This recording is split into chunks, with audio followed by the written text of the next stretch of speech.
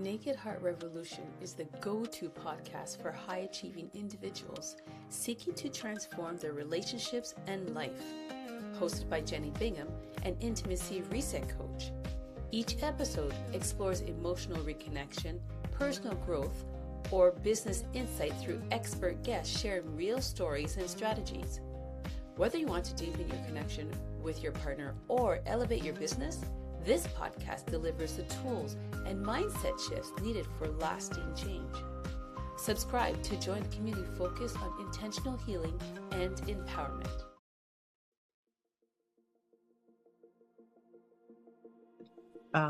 One person described it, Carla, you're on the boat throwing out life preservers, and sometimes people throw them back at you.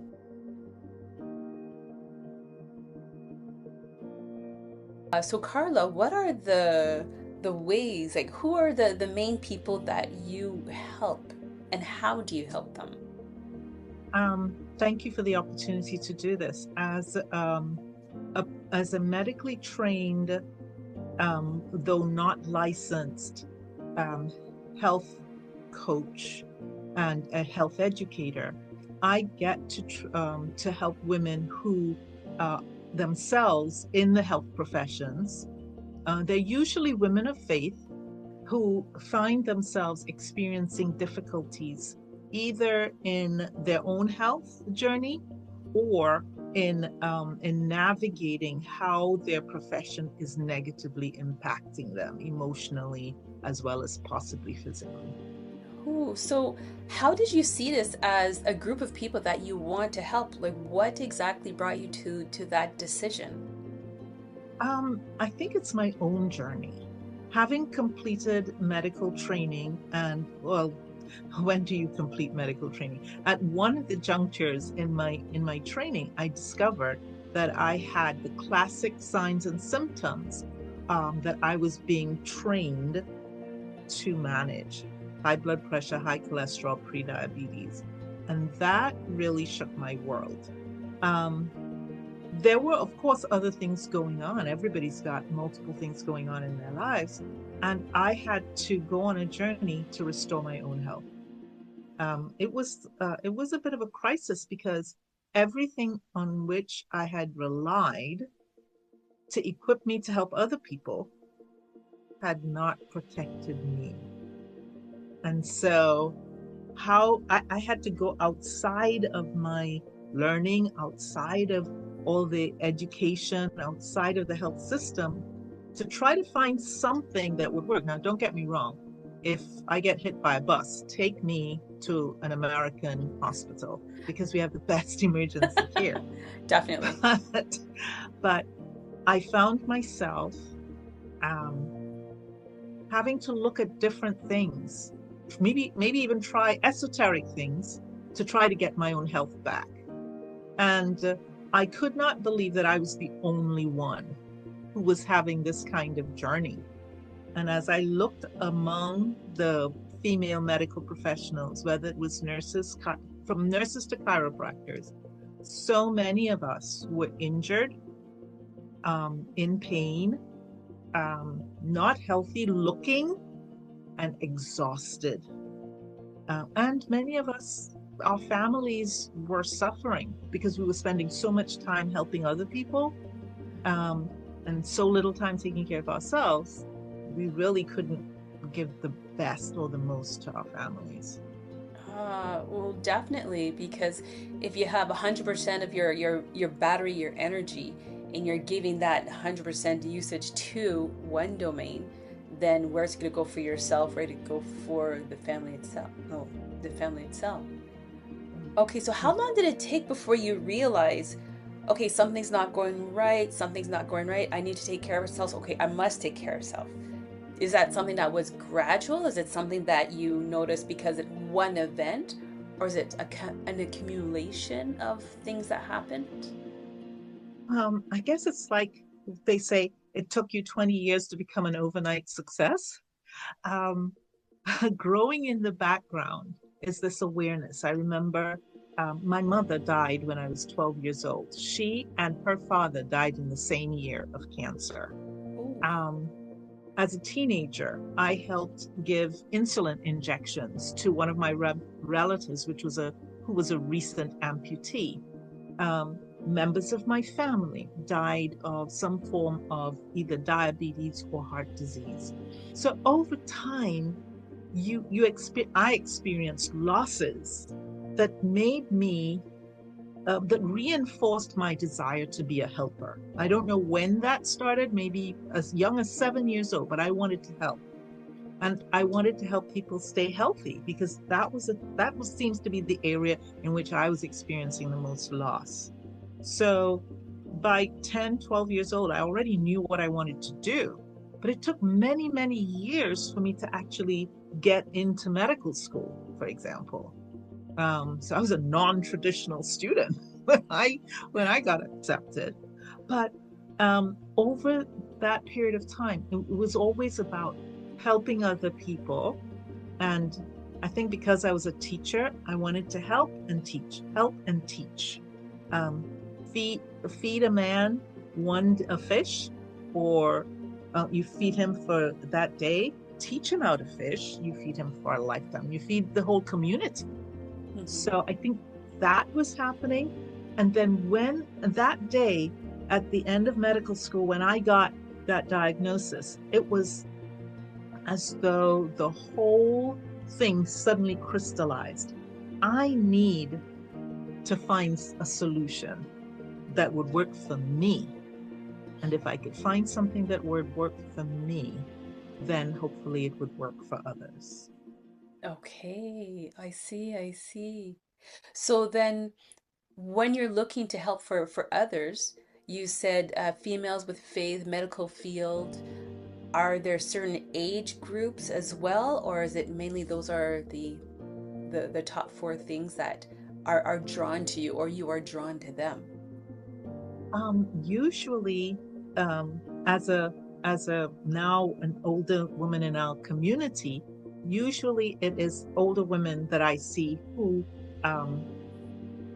are suffering the years of, from years of not caring for themselves. So many of them are 45 and older. And I'm not suggesting that 45 is old, but many of the people with whom I have, I think the best rapport have been those who are 45 and older and who have had time to try different things. Because, when you are in your 20s and your 30s, you can try lots of different things, or you can do a lot of things that don't seem to negatively impact your life for a long term.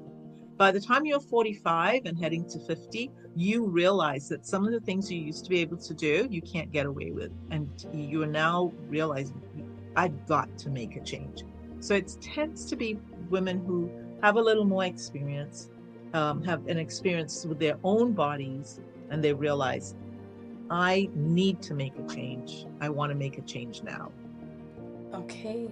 So, as you mentioned, mainly women of faith. So, is it a deep founding? They must understand a lot of things of faith. Is it just the fact that you use it as a guideline, so they're familiar, or is there certain stipulations around faith when you work with them? That's a great question. Most of the women with whom I've had the greatest success have been people of deep, specific faith. Most of them have been similar to myself. They grew up or they have adopted a Christian belief, and so those are the ones that I've worked with so far. And because we have that background in common, we believe that we're more than the body. We're spirit, soul, and body. And so for them, it's easier to understand the program that we're going to deal with spiritual things, that there are spiritual things that they can do, so spiritual practices that they've probably been doing that they can on which they can continue to rely. There may be some issues in the soul realm, their mind, will, and emotions, with which they may have to pay attention. And then, of course, the body, which is the thing that may have brought them to me in the first place. But if it is the body does not stand alone. There are probably some soul issues, and there may be some spiritual issues as well. So, can people of different faiths work with me? I think so, because people of different faiths also believe that they're more than the body, that there is a spiritual component. And so whatever their faith is, there are spiritual practices that they've probably already been doing that they can now feel comfortable.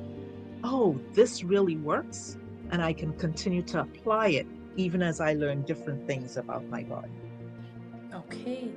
And now you mentioned learning different things about their body. So is it specific aspects that you help them through, or is it a knowledge thing, or is it certain activities that you help them to do in order to heal? Well, thank you for asking that question.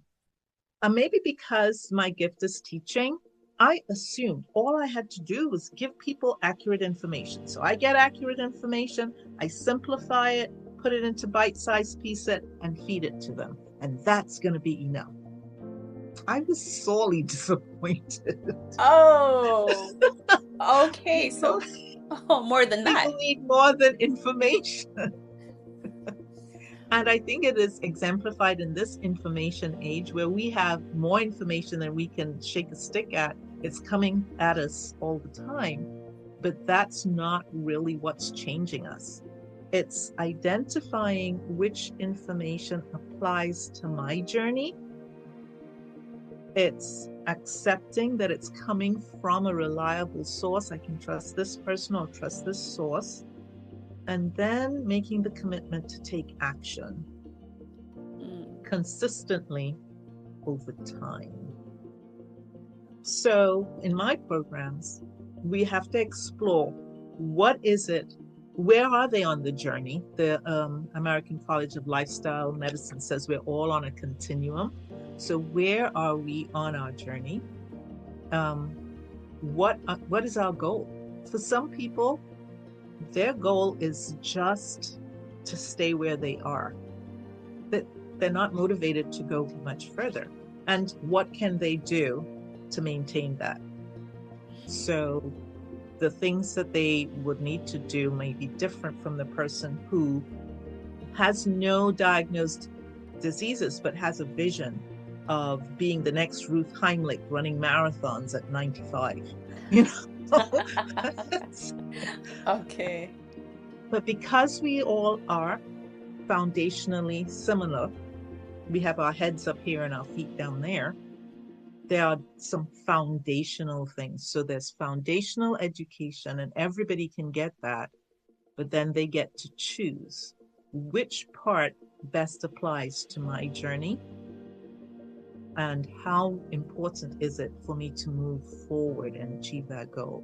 And so even though the information may be foundationally the same, what we apply, how we apply it may be different because we have very different goals and we may be starting in different places.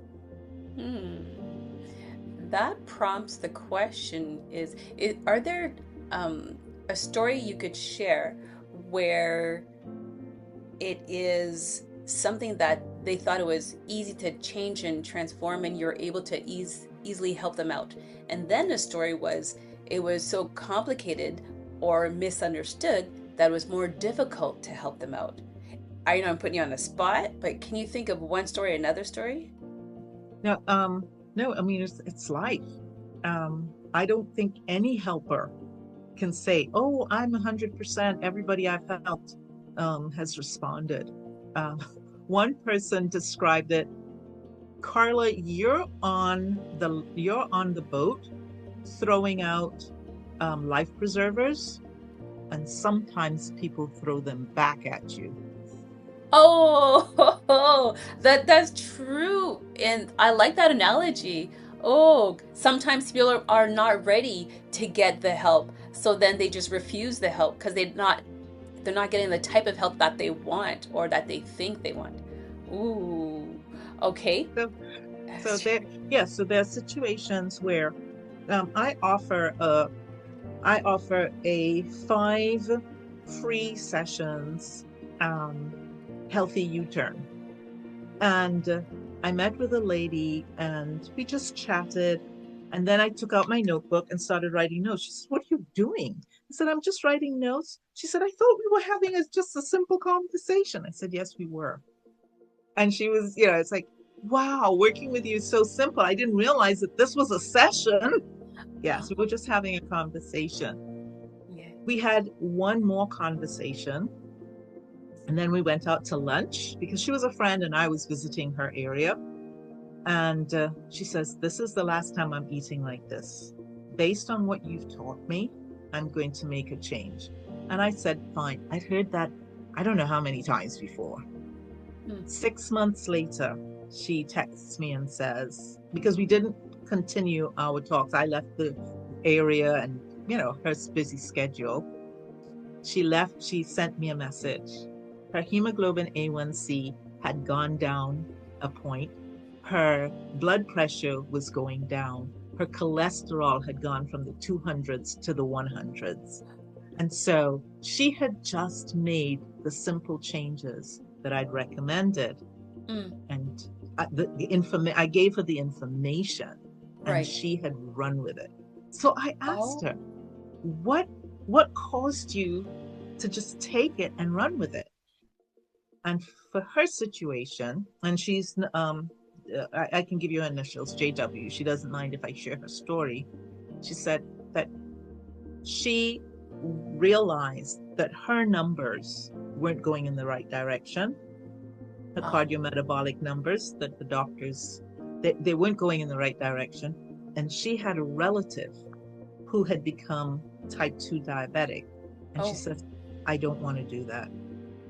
I'm willing to do whatever it takes to make a change." So that's a success story for which I can take only a little bit of credit. I gave the information. I showed her how, and she ran with it. And now she's on her own journey, her healthy living journey, very successfully. Usually it's 5 sessions of 30 to 45 minutes long. They're one-on-one. They're free and they can be done by phone or by Zoom or Facebook Messenger, whatever works. So that allows us to know, hey, Carla does have enough information that I'm curious. I'm interested in what could happen in 5 days if I heard enough to make some changes, and I made some of those small changes. What could I expect? Dr. Neil Barnard talks about his work, and within a matter of 2 weeks, people can see their hemoglobin A1C changing. And I personally worked with someone who in 5 days got different kidney labs that indicated that having made changes during those 5 days, that their kidney function had begun to improve. So what can a person expect? They can expect things to move. If they move, things will move. If they change, things will change.